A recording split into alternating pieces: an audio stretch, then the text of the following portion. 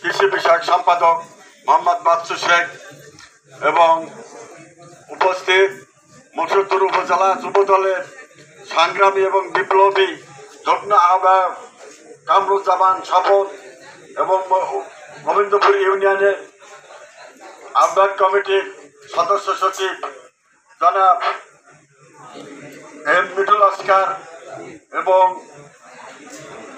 অনেক বিএনপির বিভিন্ন নেতৃবৃন্দ এবং যুবদল, ছাত্রদল, স্বেচ্ছাসেবক দল সকল নেতৃবৃন্দ এবং উপস্থিত সম্মানিত উপস্থিত আপনারা যারা আছেন সবাইকে জানাচ্ছি জনাব আমাদের নেতা জনাব সেলিম ভাইয়ের পক্ষ থেকে আন্তরিক অভিনন্দন এবং সালাম।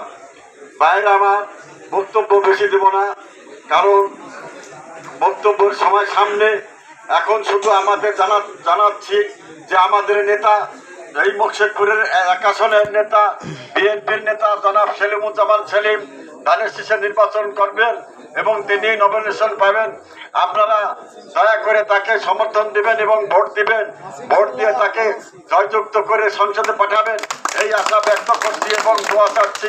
এবং এই বলে আমি আমার সংক্ষিপ্ত বক্তব্য শেষ করছি।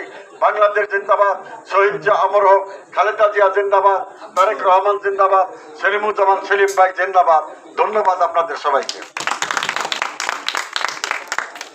গোবিন্দপুরে